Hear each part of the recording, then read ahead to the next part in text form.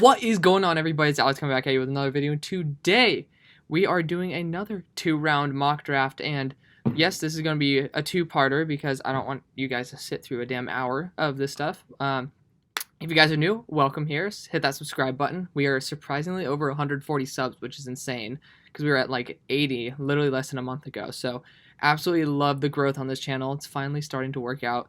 But let's have some fun here. I don't know. I think the TDN already knows where the hell we're going with the Jets.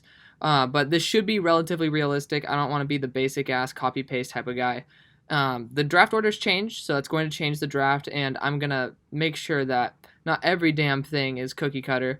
We'll toss in a couple interesting picks here and there.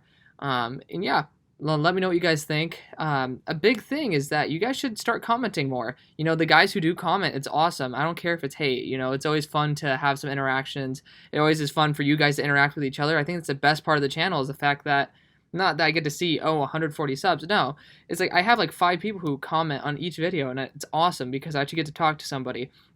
I love that. It actually makes it feel like it's an actual community rather than just people sitting there watching my videos every now and again. So thank you guys so much. Camel Wolf, Cardinal Sin, New England Patriots fans, Diego Lopez, all you guys. You guys know who you are. You guys have made YouTube fun, and hopefully you guys who are watching are going to make YouTube even more fun. So welcome if you guys are new, and let's have some fun. Let's start this draft. Actually, do I even need to click this button? We'll see. We'll just start the fucking draft. Starting with number 1. We're not going to pull any bullshit strings here. We're going to keep it normal. Trevor Lawrence said he'll come to the draft even if the Jets are number 1, which means the Jets are like, we should probably take him. Trevor Lawrence, I mean, that's an obvious pick. Sam Darnold isn't the answer. It doesn't mean his career is over by any stretch of the imagination. Kid still has a shit ton of talent, and I don't like him personally, but I think in the right system, he can grow and he can do very well. I really do think the sky's the limit for T-Law, and I think that Sam Darnold in the right spot, maybe Pittsburgh, even a Chicago, I think he would work really well in the Matt Nagy offense. I think that would be most beneficial for him just to grow and mature in a different scheme because the Jets ain't it for him. Next, New York. We've done this for a little while now, but I'm going to be rocking with Penei Sewell, and you guys may say it, but Alex, they have Andrew Thomas, who they just drafted, I believe, number 4 overall, and they have Nate Solder. Well, Nate Solder has, I think, about $17 million of cap space, and to be 100% fair with you guys, I really think that he hasn't been playing up to that 17 mil as most free agents haven't. And Andrew Thomas, I mean, he is not even playing the best either, but I think that the best option for New York is to honestly cut. You gotta cut Nate Solder and sign Penei Sewell in the draft. Not sign him, draft him to be able to. I don't know what the fuck's up with this quarterback thing, but to essentially be able to create a dynamic young tackle duo because Penei Sewell is a once in like 10, 20 years type of tackle. Through the roof with everything he does. He's excellent, excellent. There's a reason why everybody has him this high. Hopefully he's not another Eric Flowers. However, I don't think he will be. Oregon usually produces some very solid linemen. Even guys in the 6th round, like we're seeing in the Lions right now with Tyrell Crosby. He's doing very well there. So Penei Sewell is basically just an absolute stud. Once in a generation type of guy. And honestly, tank it. Like, give Daniel Jones another shot. This kid still has multiple years on his contract. Give him another shot, and if he sucks, you just accumulate picks and accumulate talent until you get your quarterback of your future. Because I don't think you want second Pickens at number 2. Next, number 3, the Jags. This is an interesting one. I mean, they could be going Jamar Chase here, but I heard that Minshew is not playing this week because, I mean, he's been dealing with, like, broken fingers or some shit. Like, cheers to him for being able to play through that. But, I mean, if Jake Luton is honestly generally kind of challenging him for the job, there has to be kind of a reason why. It's been 2 lackluster years for the Jaguars, and it's time they do something about it. Justin Fields is going to be the pick here. I think that Justin Fields could be able to do something with that amazing offense. There's a lot of weapons there, and it might just be that Gardner Minshew isn't as good as we think. He might just be being buffed by how good the rest of the offense is around him. Next, Dolphins. I seriously don't know why everything's crossed off. I don't know what's up. But, I mean, I think they know where we're going here. It's either between Micah Parsons or Jamar Chase to me. They're both excellent weapons, and like, people are already saying, like, oh, they might draft a quarterback with this pick. Are you kidding me? Tua's played one damn game. He didn't look good in it. No. But, I mean, you got to give the dude some time. The guy is coming back from hip injury. He hasn't had any time to really, like, just work with the NFL. Like, he needs some time for the game to slow down for him. And, you know, he needs some weapons. I think Devontae Parker is going to be, he's an excellent option, but you do need, I mean, when you have a generational style wide receiver here, like, the top of this draft is pretty damn excellent. And I'm not going to lie, I think that something was pointed out to me recently. We say the same shit every year. Like, every year, it's like, oh, we've never seen something like this before. But with a guy like Jamar Chase, he is, like, I think he's better than CeeDee Lamb, and I loved CeeDee Lamb. So, Jamar Chase, absolute weapon. Next, this is an interesting one. The Falcons, right? So, they could be going linebacker here, because, I mean, they always get injured. It doesn't matter. Any pick they get is going to eventually start, because everybody's going to get injured in the damn team. But I've been seeing this so often, Trey Lance to this team. And, I mean, they drafted Michael Vick before, right? Like, this team does have these more mobile style quarterbacks in their heritage, so it's not, like, out of the question. It's not like this team is Pittsburgh Steelers, where it's like you're religiously drafting these bigger dudes. But it's not too shabby of, like, a choice here. I legit think I'm not a fan of Trey Lance as a top 10 pick. I think he's a first rounder just from his potential. Definitely. I have him. Where do I have this guy ranked? Right? Where's he ranked? He's number 13 for me. Okay, so big deal, right? Big difference.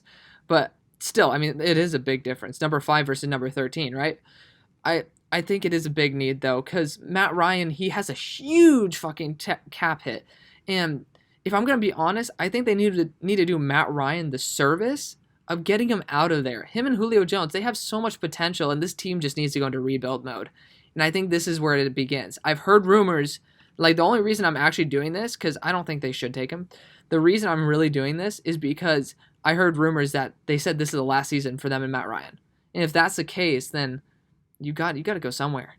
You got to go somewhere. And Trey Lance is an excellent option. You know, he would be like a number 2 quarterback in any other draft. So to get him here isn't too shabby. Number 6. Well, there's a lot of things that not a lot of places we can go with the Cowboys. You know, they have issues at safety. That's not going to be, I don't see any safeties being anywhere near this pick. Safeties are not that good this draft. They can go cornerback, which is, I assume, where it's telling us to go, which most likely will go. But we could also go Gregory Rousseau. I don't have him ranked this highly. I have him, like, probably, like an 8 or something. And we have him at 10. Okay, I didn't really think that he was, like, top 10 talent. But I think we're going to be going Patrick Surtain here. Excellent outside corner. Somebody who's going to be able to add to Trayvon Diggs and make the Alabama duo there. Like, Alabama had a stud secondary with Surtain and Trayvon Diggs there. And there's a reason for it. They're both excellent cornerbacks, and 4 cornerbacks on contract year. It's a big deal. We're seeing Micah Parsons fall a little bit here, which is very interesting because I love Micah Parsons. I was about to say the Redskins. Not going to do that mistake again. I just made the Washington football team video, which I heard some things with some comments from you guys saying, like, oh, maybe they should be named the Red Tails to keep the Redskins type theme. I would love that. I mean, that's awesome. You know, it's a nice way of honoring the Native American community without having to have a racial commentary in it. Now, the question is, what do you guys want to look for, right? Cornelius Lucas is looking like he's not too shabby of a signing. I'm going to be 100% honest there. He's not looking too shabby, right? And Morgan Moses is going to die eventually. Their center is playing pretty well. I think his name's Rouillet. And then Scherf is doing pretty solid. So I don't know if they actually need line as much as they need. But that really sounded weird. But, you know, after studying their linebackers, I seriously think I don't understand how it's not a need here. I think the reason why it's doing this is because I looked at the picks before and just clicked through maybe what I wanted to do. But I think we're going to go Micah Parsons here. You know, their best linebacker right now is freaking John Bostic. I don't know why it's not on there. I know they have needs, but Micah Parsons is a stud, and they're going to go for value here. All right, Chargers. There's a lot of minute needs on this team. They did just get rid of Desmond King as of a couple hours ago, and that's kind of an issue, right?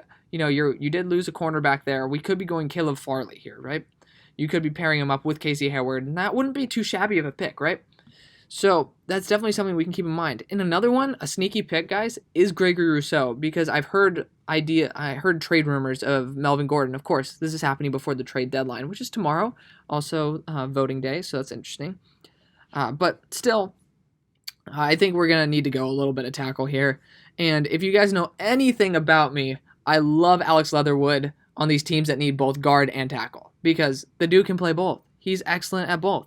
He was a top guard at Alabama, and then he kicked out the tackle because I believe Jonah Williams left, and he's been a stud at tackle. So we're going to be kicking Alex Leatherwood at number 8, and that we're going to just be rocking with it. I think that's going to be an excellent choice. He's so good. He has positional versatility anywhere and everywhere, and I think that's the way we're going to rock it. Next, all right, I guess this was the picks I rolled through before because I wanted to make sure I actually knew what the hell I was talking about to you guys. Patriots, you guys need some offensive weapons. I'm going to be straight up. And we could go Devontae Smith or Jalen Waddle here, but to be honest, I think Jalen Waddle's going to fall a little bit, and Devontae Smith isn't this value because Jalen Waddle just tore his ACL, if I'm not mistaken. Guy who should be here is Kyle Pitts. I love this guy. So Kyle Pitts is going to be the pick here. I think he's an absolute stud, and you kind of need that tight end again. Like Ryan Izzo apparently is on the trade block. I know you guys got Devin Aussie, and I forgot what the other guy's name is, but in the 4th round, I seriously doubt that they are the future options for this team. When you have a guy like Kyle Pitts falling, it's too good to pass up, right? Now, Vikings, we could be going edge here, but they just traded for Yannick Ngakoue, if I'm not mistaken. So they don't really need an edge. So Greg Rousseau is falling. We could have sent him to the Patriots, but somebody who I really like. I mean, every single Vikings fan knows that Elflein ain't it, and whoever the hell is behind him ain't it. So we're going to be going Wyatt Davis here. So I'm sorry, guys. These are kind of spoilers because I did run through this before, and I'm probably going to change some picks up from what I literally just did. I just want to make sure everything ran smoothly, but you guys got some spoilers. Wyatt Davis is going to be the pick here. Absolutely studded generational guard. Got to watch him this year because Ohio State hasn't been playing as well in the run game, but we'll see how that goes. Next, we have the Bengals. The Bengals, I don't know why cornerbacks on their needs list because they, as Bengals fans have let me know, there's a plethora of things they could have done. Plethora of dudes who are like in line. They have some extreme depth. That's what I'm trying to get at. Gregory Rousseau is going to be the pick here. They just traded away Carl Lawson, right? I think they need a tackle, but when a guy like Gregory Rousseau is falling so far, that's just like you can't let that get past you, right? There you go. That's a new pick for you guys. That's just something you need. Gregory Rousseau to the Bengals, add to that pass rush, and add young talent to that pass rush. And I think that in the 2nd round, if you guys want to stick to it, we're going to be getting some more line talent, right? Next, we have the Carolina Panthers, and I've been rocking this pick for a while now. Caleb Farley has unlimited top 5 potential in this draft if he stays healthy. One of the best corners coming out of college in a while. Just injury concerns have pushed him down a little bit. Pair him up with Dante Jackson, and you have a scary force in Carolina. Next, we have the Lions, and this is normally where I take Jalen Waddle, but I think that this isn't the spot for him because of his injuries, and Devontae Smith, to me, is not a top 10 player. I'm going to be honest, guys. So you know who is, to me? Rondale Moore. Rondale Moore is this super weapon who is really scary. If you haven't watched him, he is very, very scary to watch. Like he just carves up everything. Pairing his speed up with Kenny Galladay's like aggressiveness, man. Even if Rondale Moore doesn't do anything as a player, he as a decoy for Kenny Galladay would just be insane. Like Rondale Moore's potential is through the roof. Like he's just insane. Next, Broncos, you guys do not need a tackle whatsoever. Garrett Bowles has been playing his lights out. Like he's been doing a great job. And then Jawan James is excellent. I don't know what the fuck's going on here. Cornerback either. Like we don't really need to get a cornerback because what's his name? Bryce Callahan's been playing great. You know where we could go? Dylan Moses. Honestly, I mean get a solid middle linebacker for you guys. You guys haven't had really too much of a good one since like I can't even fucking remember. You know. I'm trying to remember the guy's name, but Brandon something. You know, he was pretty damn good on the interior. Next, Niners. I rocked this one in my draft recently, and I'm sticking to it. Creed Humphrey. You know, of course, the Niners are about to just tank on this fucking draft rating, you know. So keep your eyes out, 49ers fans, for another mock draft for you guys. I'm going to have to update it again. Worst timing ever, right? But it is what it is. Creed Humphrey is able to fit in any part of your line that you want him to, and he is an absolute beast. I love him to death. great interior offensive line. There are some very good offensive linemen in this class, and I think that this draft will show it. Next, Dolphins. Got to speed this up a little bit. Don't want to keep you guys here forever, right? Like, you guys definitely don't want it, and I know that. I think we went the wide receiver route, and now we need to protect Tua a little bit. You invested a lot in him, and you know where I'm going. It's either going to be Josh Myers or Trey Smith, and I think Trey Smith has a way higher ceiling. I don't know why he's at 34, for Christ's sakes. Trey Smith's an absolute beast out of Tennessee. We all know the Dolphins like to reach for certain players, right? So Trey Smith is going to definitely be the pick here. Has a lot of potential. Former 5-star, number 1 offensive lineman in the country. Can even play tackle if you need him to. But, man, you can pair him like with anybody on the interior offensive line. I think he'll be great, honestly. I think he has infinite versatility there.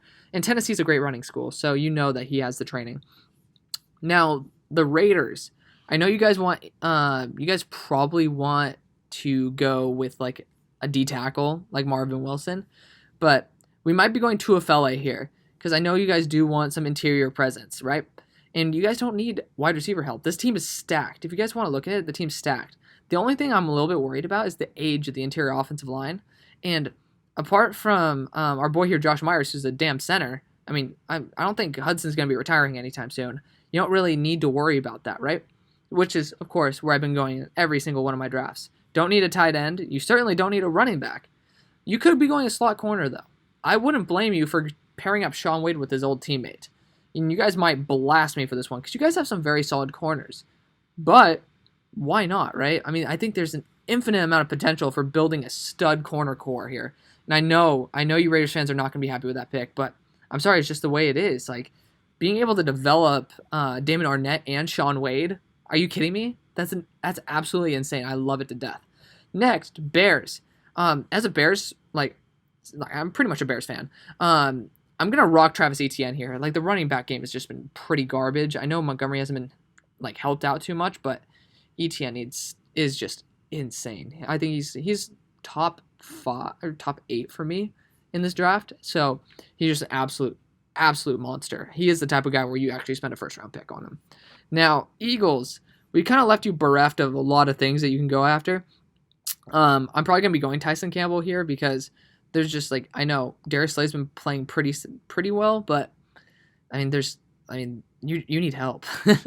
And linebacker is a huge need, so we'll probably be addressing that in the next round as well.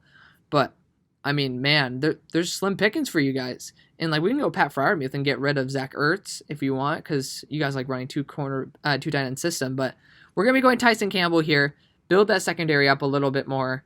You guys like to defend it, but man, it's not working. Nikel Roby-Coleman hasn't been doing well. Nobody's been doing well in that damn secondary to an extent. Tyson Campbell offers that bigger, rangier, kind of safety cornerback hybrid, and he has the coverage skills, and I think that he's definitely going to be somebody who adds a lot of value to this team.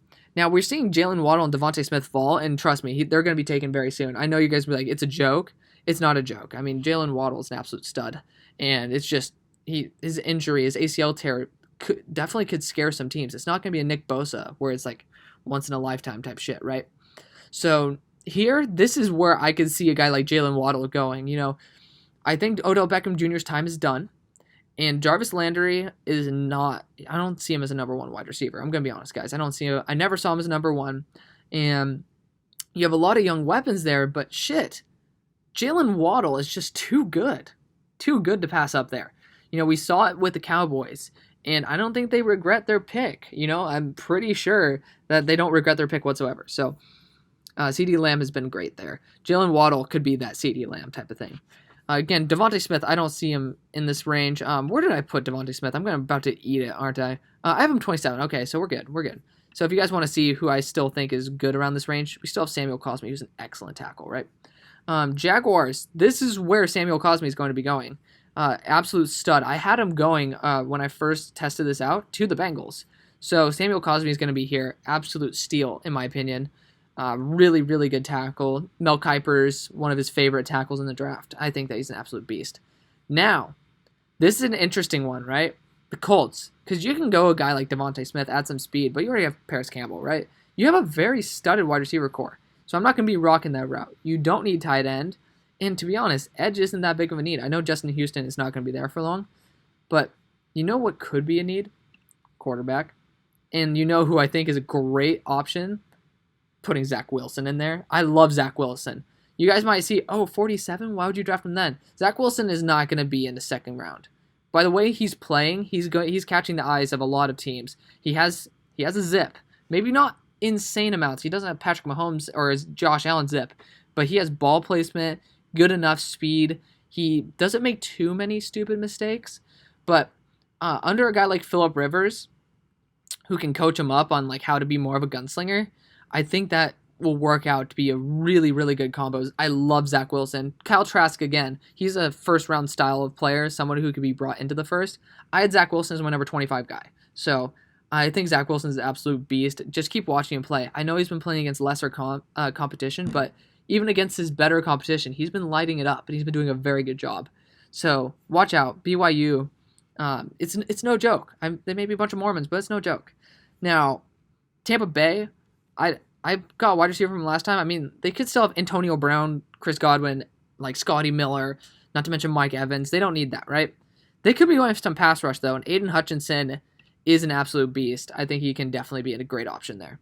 Next, Ravens. Do you guys need wide receiver? At this point, you can't pass up Devontae Smith, right? Devontae Smith's an absolute beast. We're seeing Pat Freiermuth fall, and I love Pat Freiermuth, so we're not gonna let him fall too much farther. But Devontae Smith is too good to pass up, and they know the cheeseheads might take him. And like, I don't think they want to face the Packers in the Super Bowl if they have a guy like Devontae Smith.